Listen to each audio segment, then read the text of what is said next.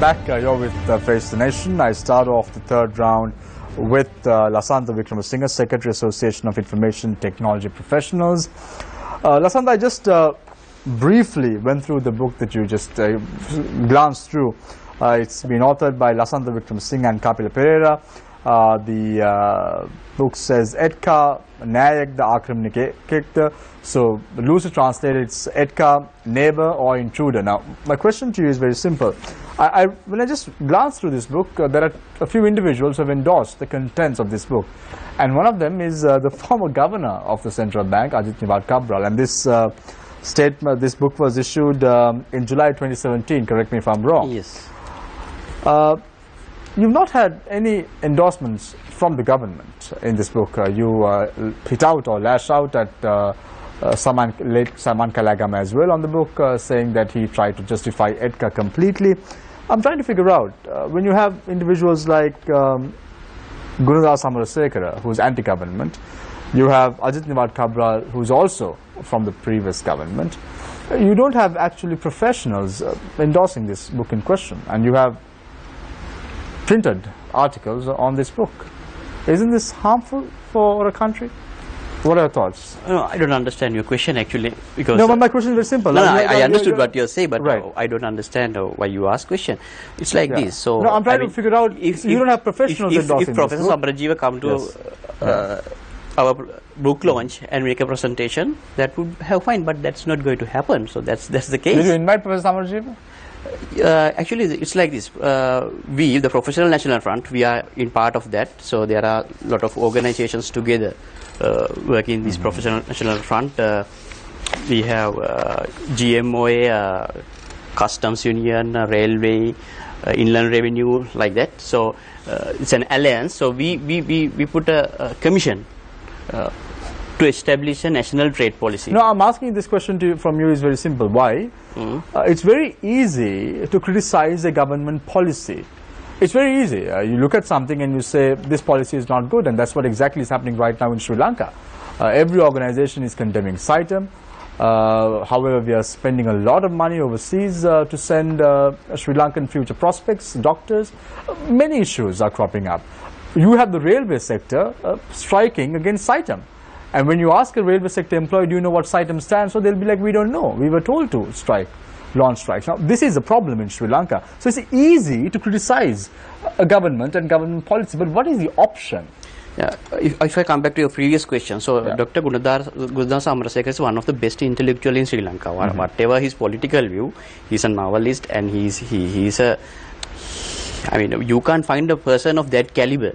So he's been anti-government and has been making many statements, I mean, leveling a lot of allegations. That's the problem in Sri Lanka. You always blame a label for a people, for a person, and if you, then according to that partition, one has to be anti-government or for government. So please don't do that for the people. That is the harm that you do as the. No, this is what people gather when someone comes and makes a statement and starts slinging mud at a political party. Then you start putting numbers and you start saying, okay, this individual is this party. That's the normal thing. You can't deny that. You can't hide things. Yes, that's true. At the end of the day. But that's why we wanted this book to be presented to President. We have sent a letter, and we are meeting him on November 6th as the Professional National Front, and we will hand over the book to him. And also, I have been writing to the Ministry of Trade and Development Strategies Secretary, and she also promised me to give an appointment with the ETCA team with that. And we presented this book to Foreign Minister Tilak Marapana. We had a discussion about 1 hour. So we are doing that. So we are. And what did he say? What was Tilak Marapana's thoughts on it? Was very interesting. Actually, he was listening to us carefully, and he realized that we are bringing some important information, and if you consider simply ETCA agreement, there is no feasibility study. Would you believe this? There is, if someone can show me the feasibility study on ETCA, it's not. And there is a book, How to Design, Negotiate and Implement a Free Trade Agreement in Asia. This is published by Asian Development Bank. So this Asian Development Bank is not against free trade agreement. So they are for free trade agreement, but they recommend to have a pre-negotiation process, pre-negotiation phase to carry out these feasibility studies, and also public hearing, like that. And then we have to analyze whether it is correct or wrong to even to initiate a discussion with a particular country. So what we did is that, so we analyzed that in this book, which they didn't do for 15 years. So we did that, and we realized if we are going to have a comprehensive agreement, India is the worst country to do that with. Thank you very much, Lasanta. I do want to talk about the recent statement that was made by Minister Ran Wickramaratne right now, because we spoke about that in the first and the second rounds in length. We know and we've heard that individuals who are close to the Prime Minister sometimes make statements based on the whim and fancy and the direction of the government, and you cannot prevent that, unfortunately. And those who are watching the program would clearly know that as well. But my question to you is now, this book, you said, is going to be presented to the President on the 6th. You've already had a discussion with Tilak Marapana. Do you think that if you did a book or published a book which was of anti-government nature in the previous regime, that you would be able to hand over to the President or even high-ranking officials of the government? Actually, I don't think there is an issue. So I mean, that is the responsibility of the politicians, and you should ask those questions from the politicians, not from me. But what I would do is, I would write that under any government. Thank you very much, Lasanta. I must tell you, when we invited State Minister Ran Wickramaratne a couple of times to come on the show, he assured at one point that he would appear, but prior to the August 17th elections, we had Minister Ran Wickramaratne, who was a parliamentarian, who was in the opposition, coming on the show at least 4 to 5 times prior to the elections, and after that, sad to say, sorry state of affairs, and that's the exact way that politicians would act in a country like Sri Lanka. Anyway, now moving on to Iran the Ginige, former chairman of Social Enterprise, founder chairman of Social Enterprise Lanka. Iran, you've been stressing on the fact that solutions are the way to go. Again, I want to put you on the spotlight. Saying that solutions are the way to go, that you have to start having a constructive engagement conversation is good words to hear. It's what we hear on this platform every single week. But no one comes with a concrete solution. Can you come up with a concrete solution? Well, I have proposed some solutions. And what are those solutions? In one of my articles, and I believe that's one reason why you would have invited me for this. I just want to, I mean, I absolutely believe, see, I represent a generation that believes in solving social, environmental and economic problems through human-centered design, right? I know this whole, old school thought of, this, standard way of doing things, free trade agreements, all that's fine, but we believe that the world has moved on, there are better ways to solve these problems. So if we do have a skills problem, which I think we do, we need to figure out a way to do that.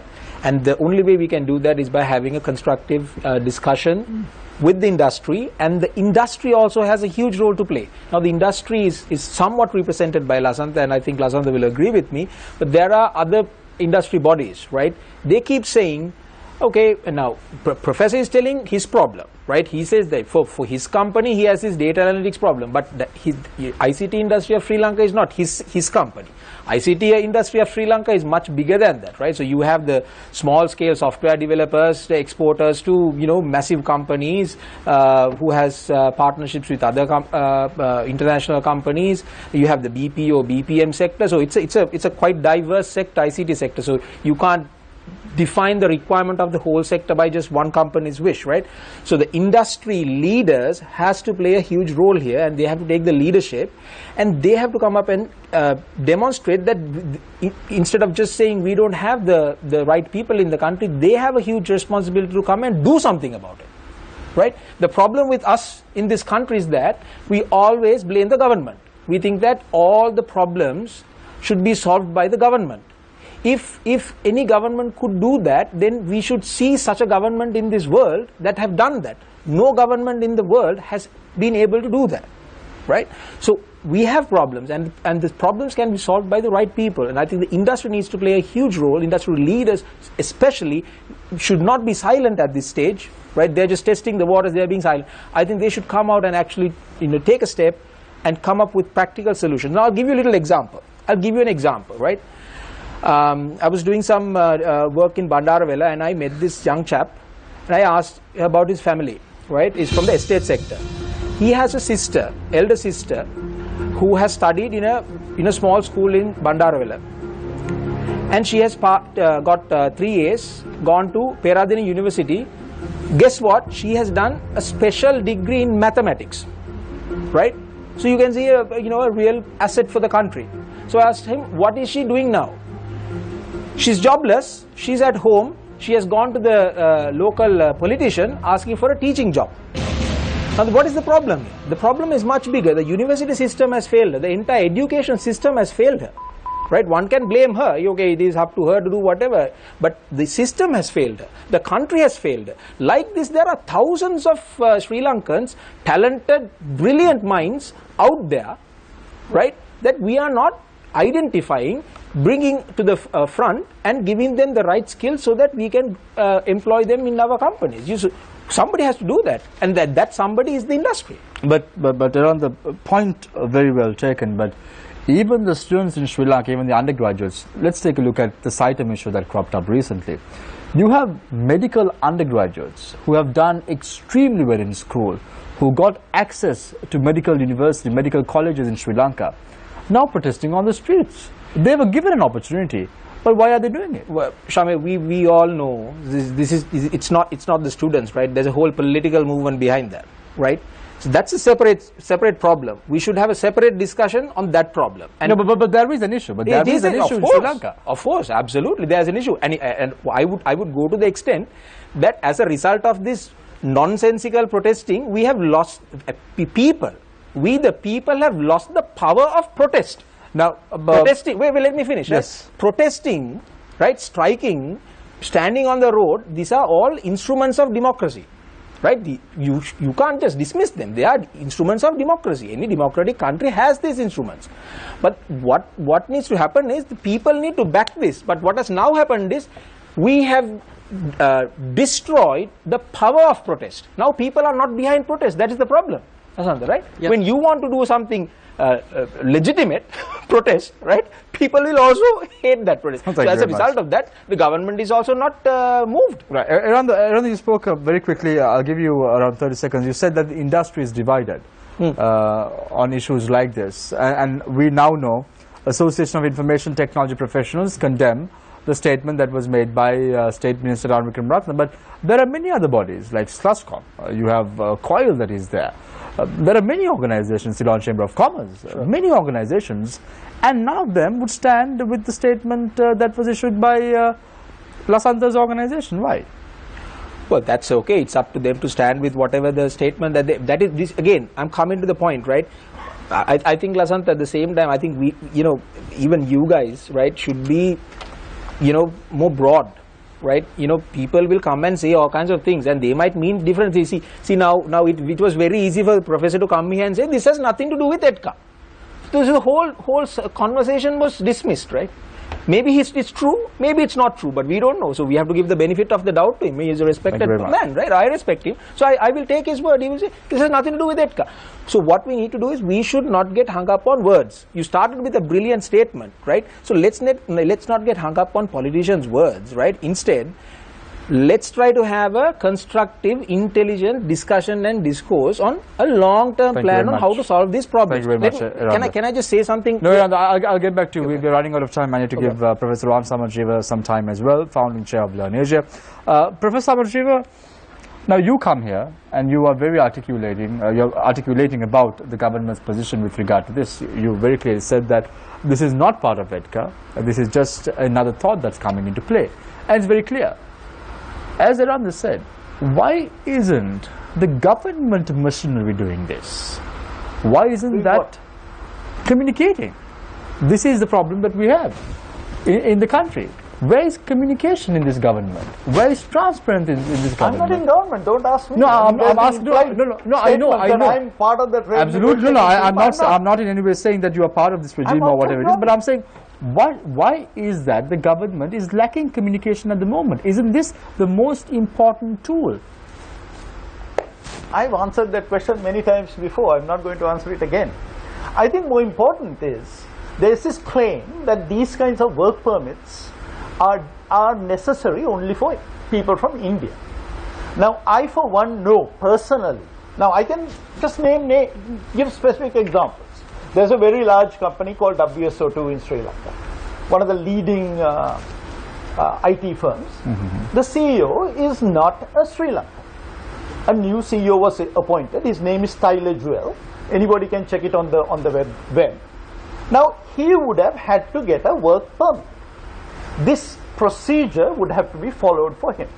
I have met people at senior levels, and all these agreements, I keep saying it, but nobody seems to hear, right? I've been saying it for the last 6-7 years.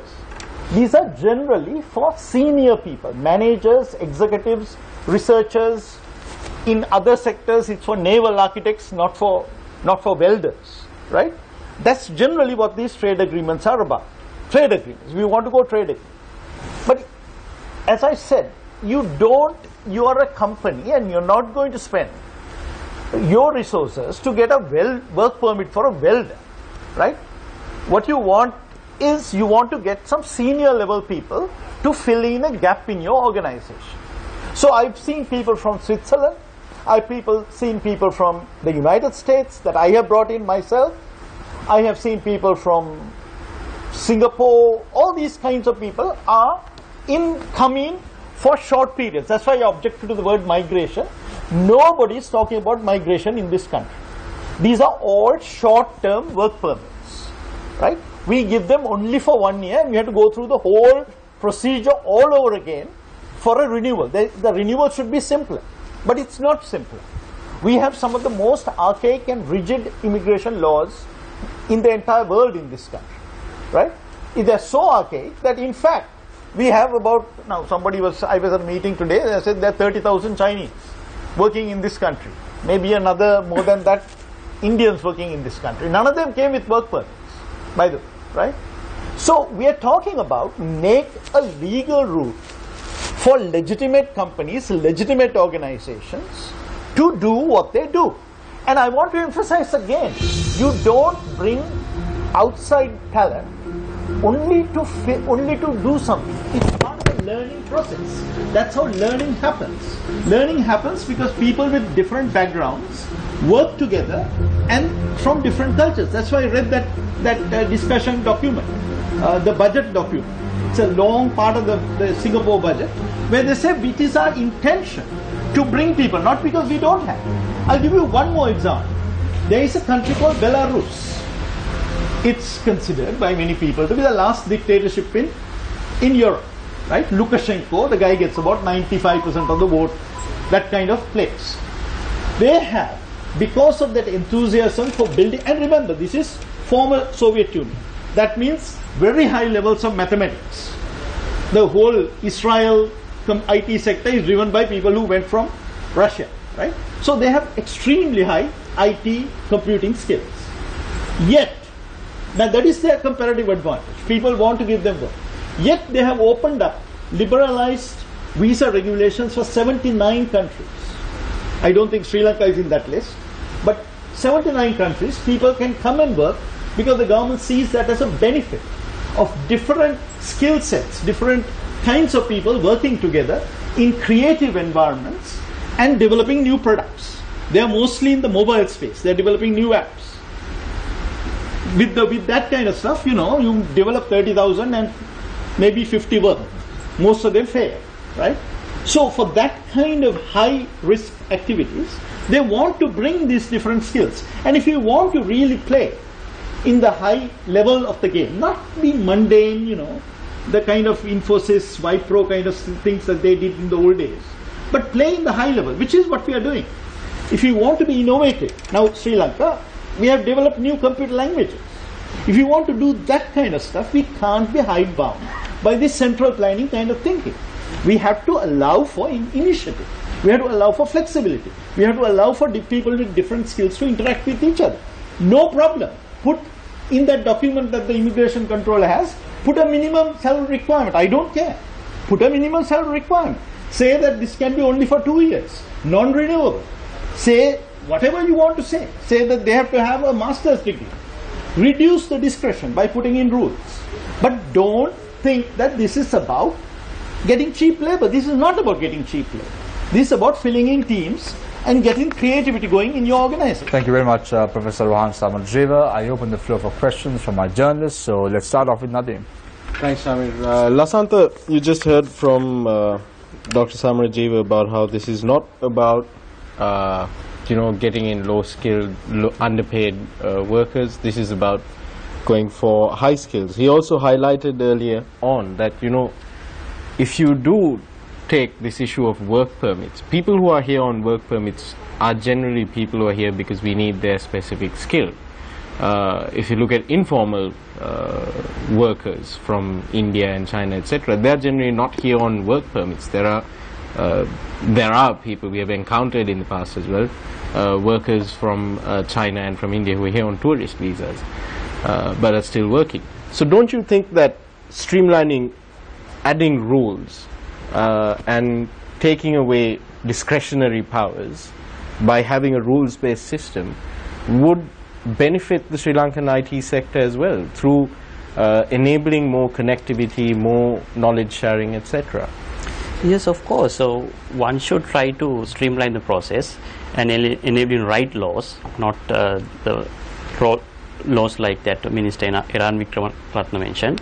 So because the entire problem is this country is the irresponsibility. So as I mentioned earlier, for 15 years they were promoting ETCA without doing a feasibility study, right? So that is the problem. And a professor can come here and talking about entire world and a lot of examples, but he doesn't speak about Sri Lanka. So that's the problem. And if you consider Sri Lanka, so what is the status? So we are having a trade deficit of 9 billion annually. Okay, so how do we compensate this? That is from the secondary income, that is from the foreign remittance, that is 7.2 billion US dollars annually comes to Sri Lanka from the people who have working outside, and out of that 50% comes from the Middle East. That is from our mothers of this nation. Okay, so this is the burning issue, and this is the economy of Sri Lanka. We are earning money by selling mothers. So that has been the Sri Lankan economy in nutshell. So we can change that. And also he said, I want to keep these professionals in Sri Lanka. No, that's a wrong thing. What did Anagarika Dharmapala said? He said go to Japan, go to England, learn what is happening there, and then come back to here. So that's what we should happen. We should do that. You go and negotiate a trade agreement with Australia. No problem. Open mode 4. We don't mind. We like it. Go to Canada and negotiate. Go to New Zealand and negotiate. So you are going to China and India. So which are the worst case?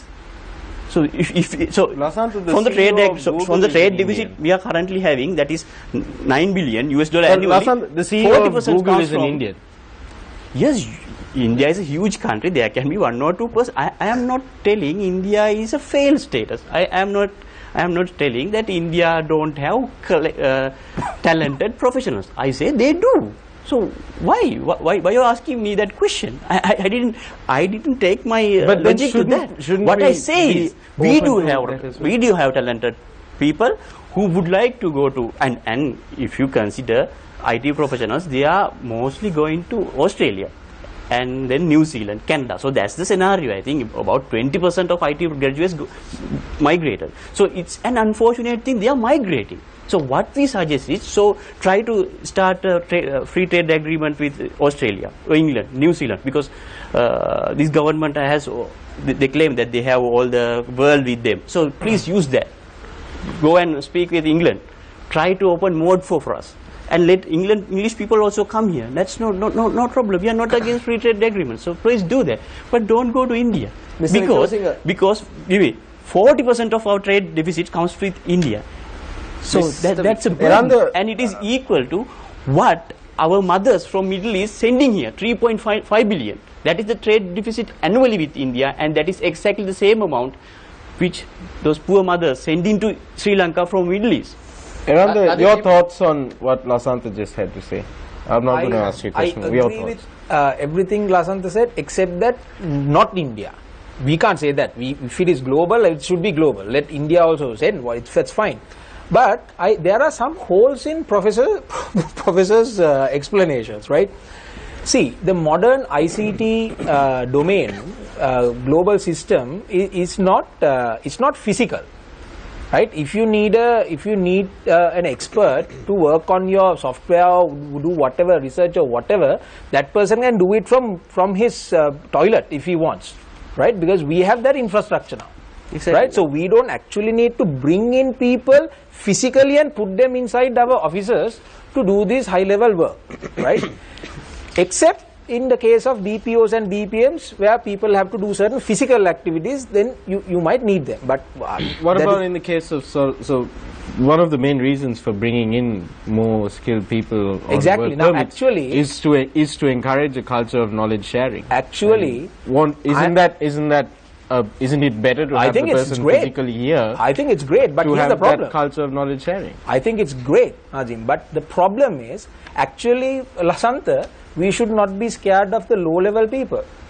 You know, we should be scared of the highly skilled Indians coming in, right? I've known them, I know they're damn good, right? Our ICT people with our English level, it's very difficult to, and they are so egoistic, you know, and it's their way or no way, right? They will hammer you in a meeting, right? And I'm sure we all have experience in that, right? I've worked with them. And I'm not saying that in a derogatory way, right? They're good at it. They are good at what they're doing. Did you just hit the nail on the head? Well, I mean, is that what it is? Is it fear of losing out? Well, I think it's okay to be afraid. Why is it so bad to be? I think it's okay to be. Come on, India is our closest country, and India has not been the godfather or a sweet angel for us over the history, right? So it's okay to be a little scared when dealing with India. I think it's okay. I think that's intelligent, right? It's your emotional intelligence talking. But I think at the end of the day, when you say your statement, which goes on to say that we fear Indians because they're more talented than us, gives us a little bit of how do I say? You don't have any meat in what you're trying to say. There's no foundation. Well, I mean, Shamir, I have worked with Indians, right? I don't know if your organization had Indians, right? I have worked with Indians, and I'm pretty sure, and I have also worked in ICT companies. I know the level of our guys are nice people, right? They're sweet guys. You know, they know their stuff. They're brilliant at their stuff, but they are not so good in English, for example. Right, they are not so good in sitting around a meeting, right, and coming to an agreement. That fellow, that person might not actually know the subject, but that person will hammer you. He will win the argument. So, Dr. Right? Samarajiva, on this subject that Anand is talking about, I want to expand on that as well. We have our investment in higher education in this country is deplorably low. Especially for the kind of skills that you're talking about, that you require personally as a businessman as well, data analytics, artificial intelligence, etc. It's not impossible to establish those centers of learning in this country. You can make the budgetary allocations. You can open Mode 4 for teachers. It's not about budgets. It's about people. Really, don't start from budgets. You can bring in for that knowledge sharing, etc. You can bring in teachers from overseas. No. They'll have to get work permits too. Yeah, but you get them work permits. We'll have fear of them because they will be very assertive, and we will have protests in the universities. We already have protests now. We'll have another layer of protest. I mean, there seems to be a lack of will there, isn't it? I mean, 420 million rupees, I just checked with Chaturang earlier, was the supplementary estimate to procure luxury vehicles for ministers. I mean, that money could have set up a pretty nifty laboratory. Yeah, but I mean, money doesn't solve things. What you need is a vision and the right kind of leadership. I have said publicly that what you need is to bring people, I mean, I'm not just us. There are other people who are, for example, trying to work with our local universities to develop entrepreneurship. There's a lot of good work that has been done at Moratua on developing an entrepreneurial attitude among the students. That was Saman Amarasinghe from MIT who did that, who helped catalyze that. There's another guy, I think he's a Dr. Gamage from the United States, who has been working with the NSF, trying to get people to think about data analytics and so on and so forth. There's a lot of stuff going on, but you shouldn't start with money, honestly. You really have to start from ideas. and people and vision. Lasantha, on that, one second, Chaturanga. Lasantha, on that subject, I want to come to you as well. If, hypothetically, since we're talking solutions now as well, if the government were to improve its investment in ICT learning and infrastructure, in R&D, if in such a circumstance, let's say Mode 4 was open for teachers of foreign nations to come here and to share their knowledge and skills with us, would you support such I think the way we look at it is completely wrong. So we should try to send our people outside. Why should we are talking about bringing them to here? What is the because we're rationale? establishing education I think we should have neoliberal economists who are speaking for this country, not the agents. So that's the problem we are having. So we should have neoliberal economists who wants to send our professionals outside. So if you consider Anagarika Dharmapalatuma, he's kind of a neoliberal economist in that case. So what he wanted to do is send our people outside and to learn something and come in. So that's what I was emphasizing. Try to negotiate with Australia or Canada to get a free trade agreement, because they will also benefit. That's why they give a quota to migrate, because they want people from Sri Lanka to work there. So if we can negotiate a comprehensive agreement with, let's say for example Australia, so they will let our people to come for work permits. Then the benefit is after that, with this exposure, they will come back to Sri Lanka.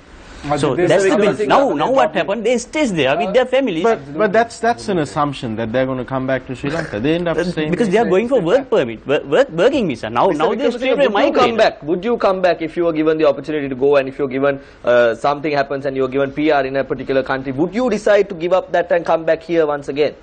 If you ask that question for me, I will not go, because I would have go because I did mathematics special. I would have go for PhD easily, because 90% of our batchmates went there, but I didn't go because I wanted to stay here and do something for this country. So the 90% of the batchmates went abroad? Yeah, for the people who do math special, because... and how many of them came back though?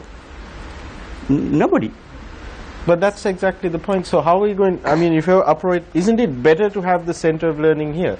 I mean, even if you take Estonia as they an didn't example, go for work which has been trying to attract so that's what I said. High-skilled ICT professionals they there. went and establish centers of learning there. Shouldn't we be doing that in Colombo? Shouldn't we sort of be taking that crown away from India and saying, look, Colombo is very negative. Is the hub of ICT education. Okay, let's be positive. Okay, let's be positive now. Yes. Let's say Indians, as suggested by Eranda, they have the best brains, they're very qualified, hence they're very, very good. And I'm not quoting the exact words that Eranda said. I think that is not what he mentioned. He said he's good at meetings. They are good at English. There are weak ones as well as good ones. So they can present themselves very well. That's the case.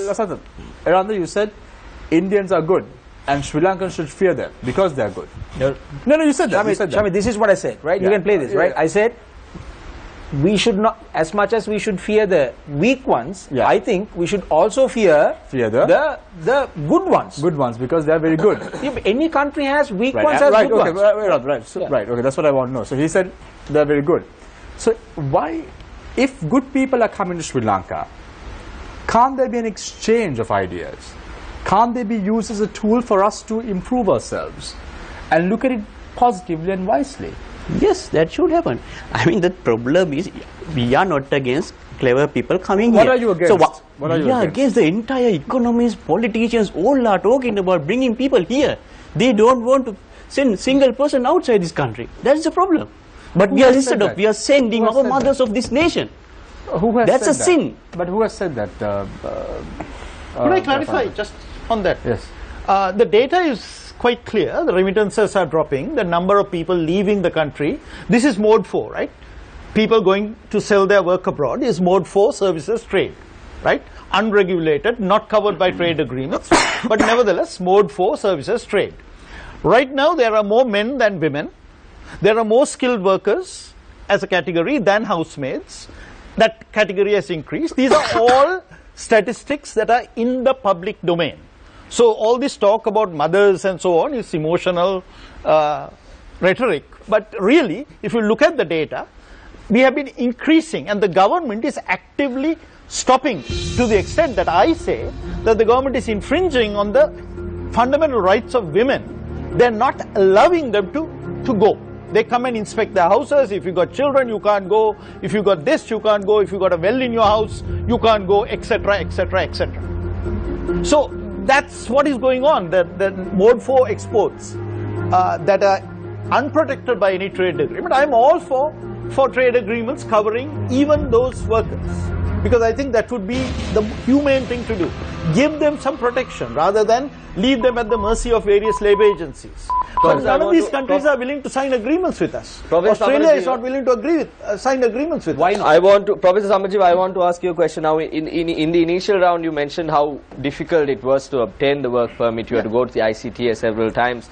Now, in your example that you provided, it was regarding people who you wanted for your company in the ICT sector alone. You mentioned how hard it was to get a work permit from a dedicated agency for that particular sector. Now we are talking about a statement made by the State Minister to vest that responsibility, that sole responsibility, with the Director General of Controller General of Immigration. Now the delay is going to multiply. No. Because he's going to be working about engineering, teaching, other sectors. They're ICT. not opening up the other sectors, by the way. They're just doing it for ICT. Probably it's a pilot. I don't know. So but today the follow-up phone calls, I've had my staff people in that place from morning till 4 p.m. in the Department of Immigration after the letter has been given. Yeah, but we'd rather put all that effort into one bottleneck than 3. But the delay?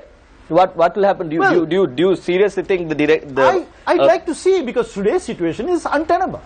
So rather, wouldn't it work in a situation where the minister, the state minister who has made the statement, and the relevant ministers, the digital telecommunication and the digital infrastructure minister, getting together and expediting the system at the ICTA itself, making, okay, look, we appoint this person. Why do you want 3 stages for the same thing? Why do you want 3 stages? Professor, it's called checks and balances. The system that has been in place. The system needs to be in place, right? There's a reason why these this checks works. and balances. I mean, you guys, what I am arguing for is removal or the bounding of discretion.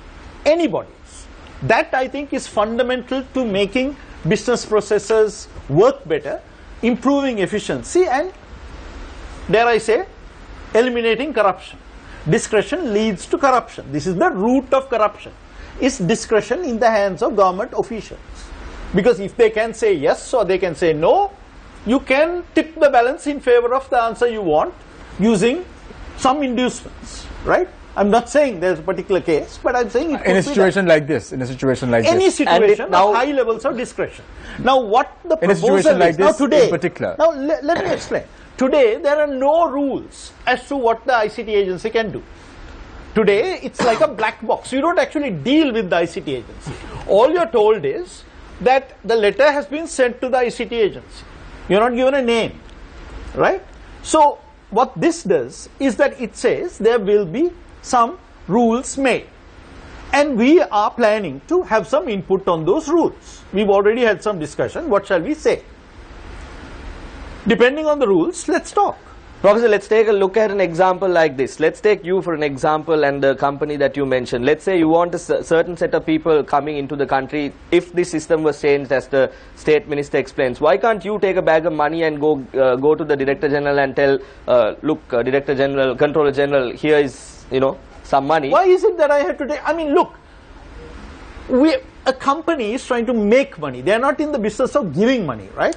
So if you can have a set of rules where money doesn't have to be given, why would they want to? I mean, I'm talking about reducing discretion. I'm talking about making things black and white. But now it goes to just one person. So you want people to pay 3 people? The paying is not the problem. The but problem is it's going to one place and the corruption will be there. Why do you want to have discretion in 3 places? We know this now. So you have discretion in one place and you start paying money to one man. You're saying, look, it's easy to pay one person than pay 3 people. That's exactly I'm saying it's easier, and I didn't say that. I didn't ever say that. Yeah. All I said is we can have that a rule-based process. Give the criteria.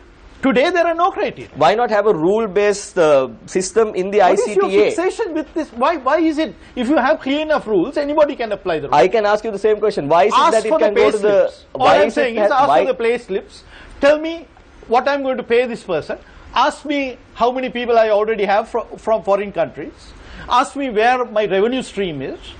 Give me the thing. I don't think they should be, I mean, every year we are in this sector, we are creating new job categories, right? They didn't have job categories, job classification. This is not some Mason Bass kind of activity, right? This is creative stuff. So let that happen.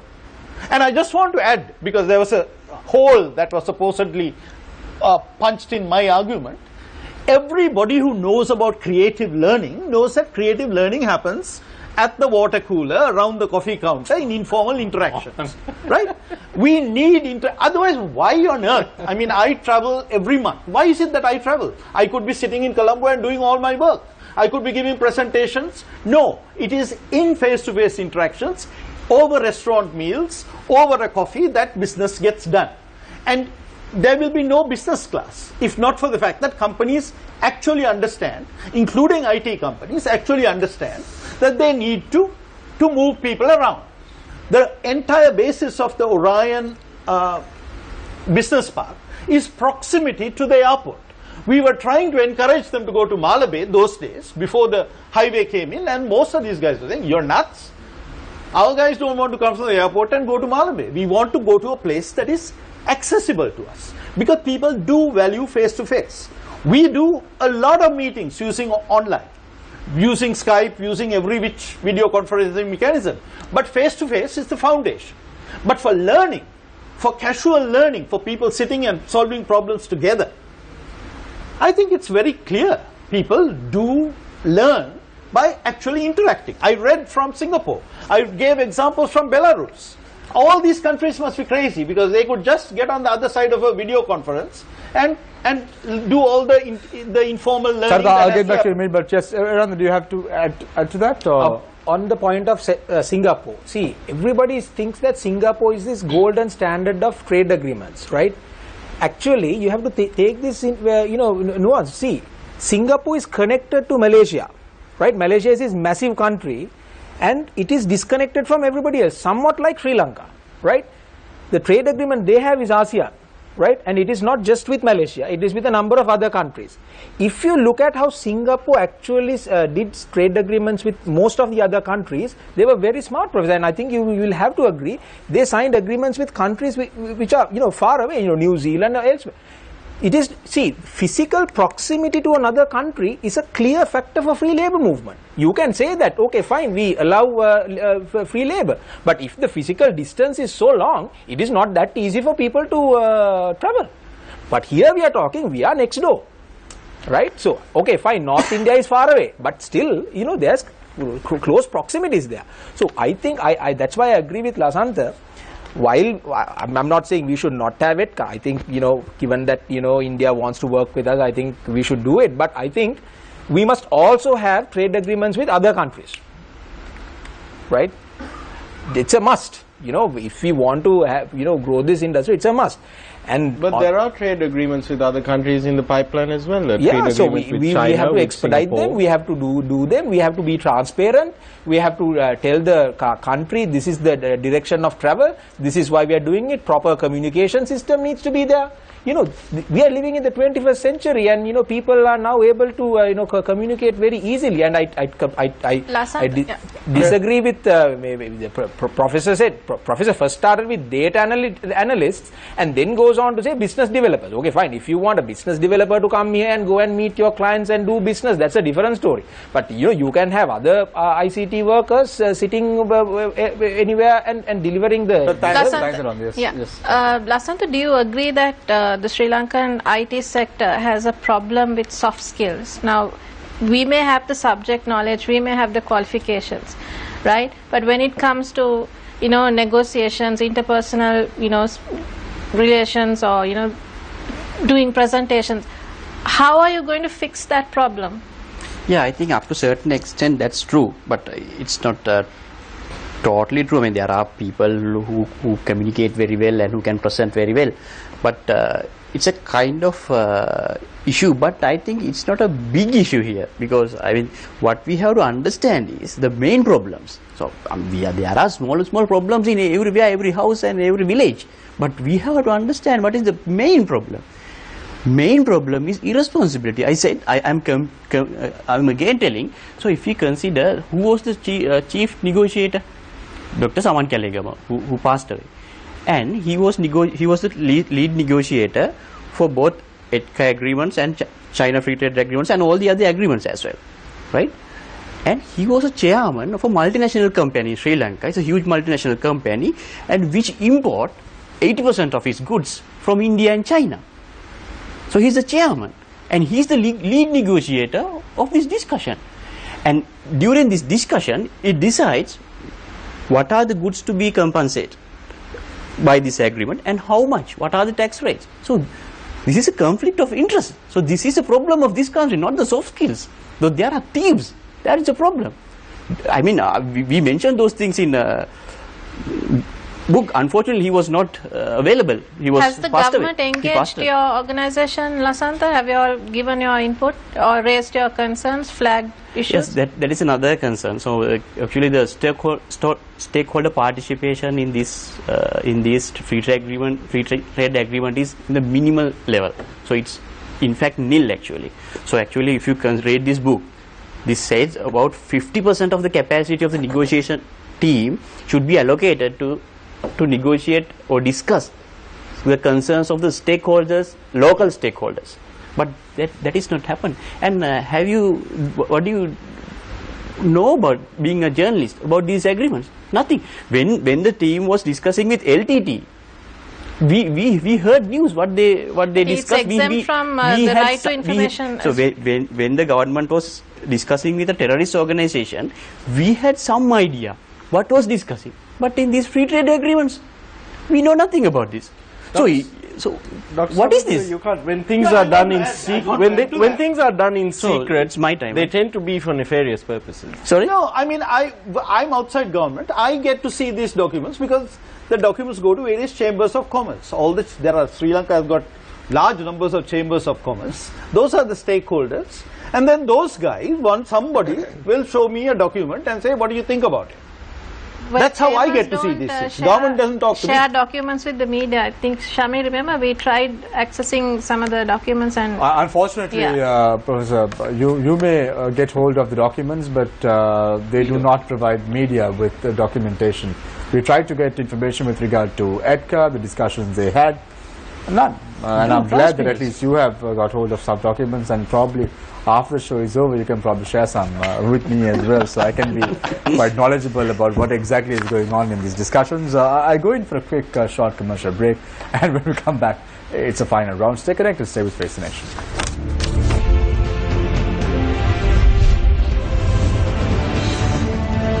Welcome back. This is Face the Nation. Very quickly, let's move to Lasantha Wickramasinghe, Secretary Association of Information Technology Professionals. Lasantha, we spoke about problems. There are issues. These need to be addressed. But what is the message you have for the government as a young IT professional? What should be the thinking right now? Yeah, I think the main focus should be on how to find foreign exchange through these free trade agreements if we are to sign free trade agreements.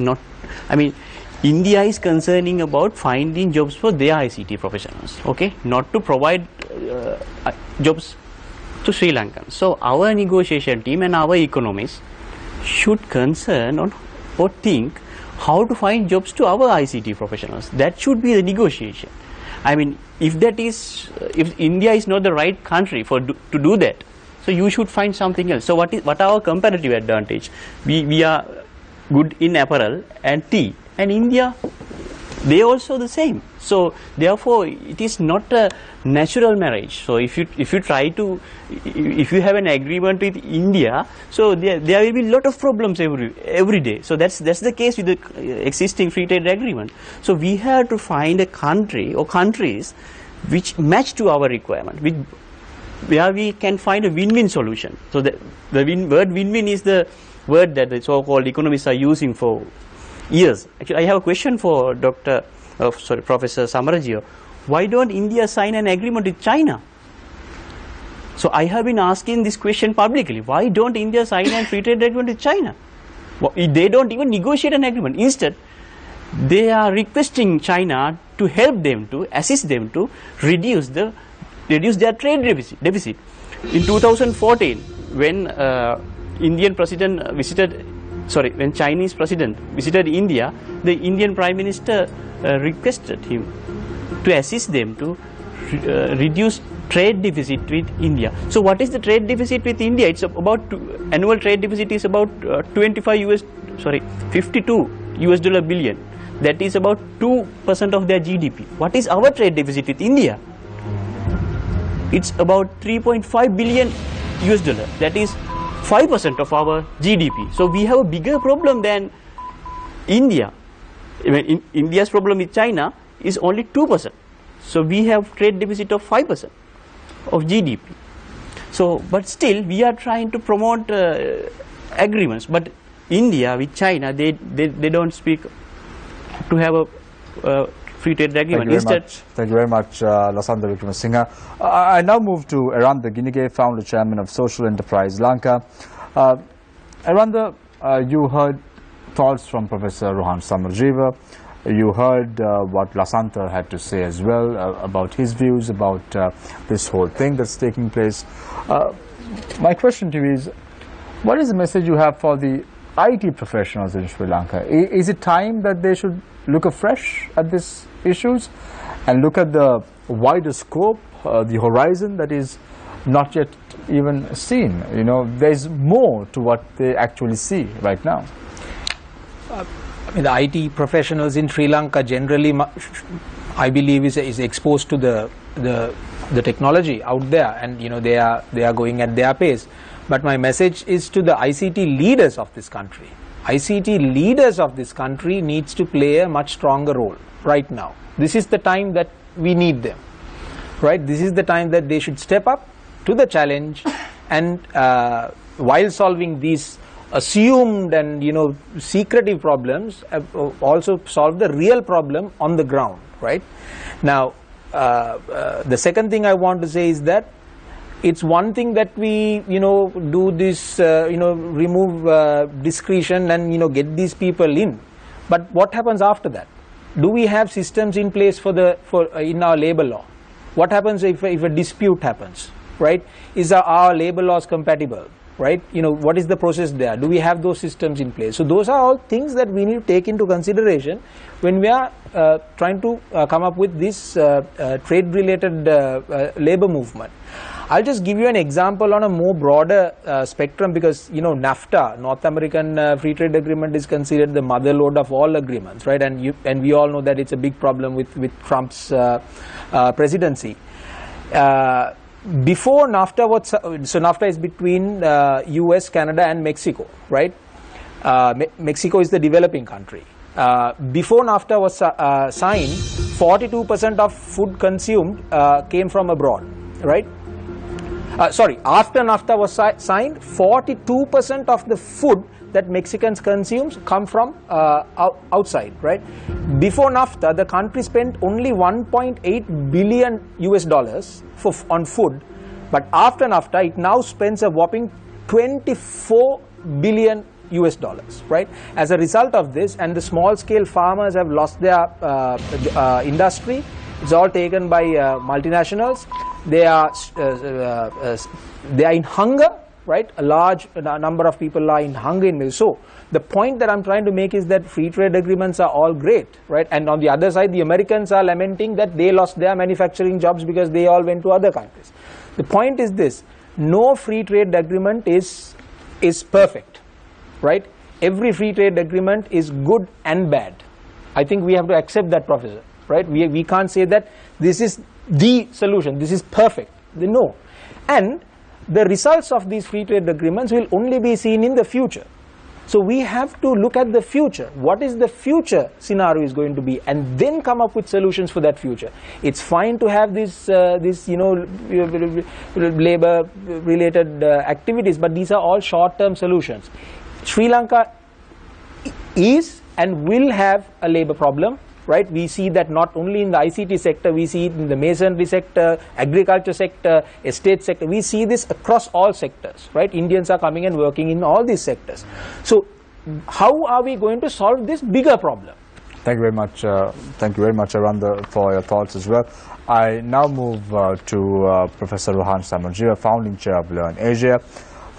Professor, right now, IT professionals in Sri Lanka, at least a minority, is scared. What is your message to them? Must they really be fearful about the future? Or is it the way forward for a country like Sri Lanka? Look at the bigger picture. I think we really need to think about, I mean, let me just say one thing. This is the liberalization or a solution to a domestic regulatory problem. It's not about trade. I think we can talk about trade. I've been talking about trade for the last 8 years. I'm going to be talking about trade for the next 8 years. I'm happy to discuss trade. One reason, and make the connection, why I think it's important. I think for investment, which my friends here like and encourage, for business development, certainty is important. That if you want the key resources, which is capital, you have to have the rules affecting capital be clear, and you have your other key input, particularly in the ICT industry, is people. That's your key knowledge, key input. You have to have the rules regarding that clear. And there has to be an effort to reduce discretion and delay. Now, what we have done simply, what we have proposed in this instance, what the State Minister has proposed, is a reduction in discretion. We can debate that. Some people like discretion distributed in 3 places. Now, as somebody who teaches regulation, who teaches this subject, I say, if you've got 3 decision points, the more likely you're going to have delays and rent seeking of various kinds. Because one can hold the other 2 hostage, even if you work the other 2. So to reduce the number of choke points is generally good government design. Now, the issue is that when I have debated this with industry leaders in Sri Lanka, they have told me we don't care about our government relaxing rules. Because I have told them that in the ICT sector, we've had 100% permission for people to come and invest. We haven't had limits, right? We've had telecom companies that are 100% foreign owned. We haven't had limits like other countries have had. We have had foreign CEOs running our telecom companies. At one point, the only Sri Lankan CEO was in a 100% foreign owned company. Even today, well, not today, but until recently, the government owned company had a foreign CEO, right? IT sector, we have foreign CEOs. I said one of the leading firms in this country recently appointed a foreigner as its CEO, right? And they said this is the right skill set, the right profile for this job. I think investors should be given that freedom without jumping through 15 different hoops. Now, one way in which you can get this certainty is not by making these kinds of cosmetic changes, because my short answer to the question, not enough, is I would like to see it codified, discretion removed or reduced. I don't think we can get it out complete. Put it into agreements. Now, that is what trade agreements are about, because it constrains discretion. Now, you take what you can. You can't clap with one hand. You have to clap with 2 hands. Australia has not knocked on our door saying they want to enter into a trade agreement with us. The United Kingdom has not knocked on our door. They want to enter a trade agreement with us. The countries that have knocked on our door and are willing to sign a trade agreements are the ones that we are talking about, which is India, China, Singapore, Bangladesh, Afghanistan, Pakistan. We already have an agreement. These are the countries that are talking about trade agreements with us. Why can't we not? What we need to do, well, we can talk to anybody. But I would say that in the presentation, now it was told that I have not appeared at these events. Now there is this so-called People's Commission or something that this book has been written for. I made a substantive submission to that. I don't see it reflected in this document, but I made a substantive presentation to them. I gave them my points in writing in 2 languages, and I spoke for several, I don't know, half an hour, 45 minutes, whatever I was allotted. That's true. I made the presentation there. So it's not that I'm not engaging with all these people. I'm engaging. The point is, there are some people, what we say in Sinhala is, those who are faking sleep cannot be awakened. There are people who don't want to hear because of their ideological positions. They don't want to hear what is being said. So they're faking sleep. Thank you very much. Whatever you say, they will continue to believe what they say. So the key point is, get discretion down, get it into trade agreements, multilateral if possible. Thank you very much, Professor Let's get it done. Thank you very much for your thoughts. Thank you very much, Lasantha Wickramasinghe, Secretary, Association of Information Technology Professionals. Thank you very much, Professor Rohan Samarjee, Founding Chair of Learn Asia. And thank you very much, Eranda Ginigay, Founder, Chairman of Social Enterprise Lanka. Thank you very much for your thoughts. What is important right now is communication. The government ministers who are making statements need to come out and justify the statements they make. It's important that there is clarity amongst the people.